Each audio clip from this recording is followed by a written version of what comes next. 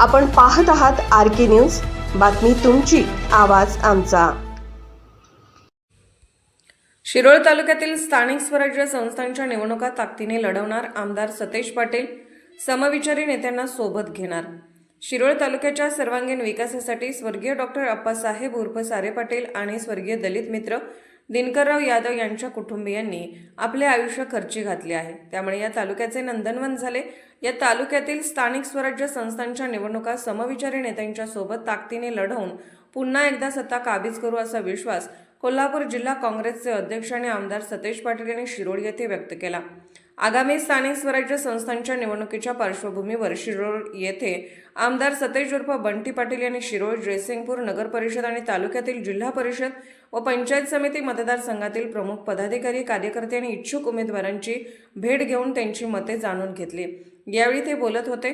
आमदार सतेज पाटील बोलताना पुढे म्हणाले की सरकारने मतदार यादीत घोळ निर्माण केला आहे। प्रत्येक कार्यकर्त्यांनी याबाबत दक्ष राहिले पाहिजे। उशिरा का होईना पण स्थानिक स्वराज्य संस्थांच्या निवडणुका होत आहेत, त्यामुळे आपली सत्ता येण्यासाठी आजपासूनच प्रत्येक कार्यकर्त्याने कामाला लागले पाहिजे।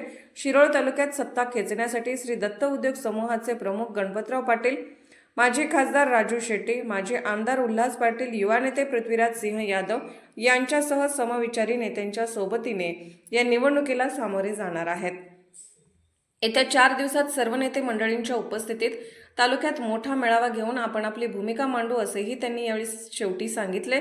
श्री दत्त उद्योग समूहाचे प्रमुख गणपतराव पाटील म्हणाले की शिरोळ तालुक्यातील स्थानिक स्वराज्य संस्थांच्या निवडणुका येत्या काही दिवसात होणार आहेत। माजी खासदार राजू शेट्टी यांच्यासोबत चर्चा झाली आहे। माजी आमदार उल्हास पाटील यांनाही सोबत घेऊन ही निवडणूक आमदार सतेज पाटील यांच्या मार्गदर्शनाखाली लढवली जाईल। आपली सत्ता येण्यासाठी सर्वांनीच प्रयत्न करावेत। येत्या 4 दिवसात तालुकास्तरीय मेळावा घेऊन या निवडणुकीची दिशा स्पष्ट केली जाईल। युवा नेते पृथ्वीराज सिंह यादव म्हणाले की स्थानिक स्वराज्य संस्थांच्या निवडणुकीत सत्ता येण्यासाठी एकदिलाने काम करणार आहोत। कार्यकर्त्यांनीही आजपासून निवडणुकीच्या कामाला सुरुवात करून विजय खेचून आणण्यासाठी प्रयत्न करावेत।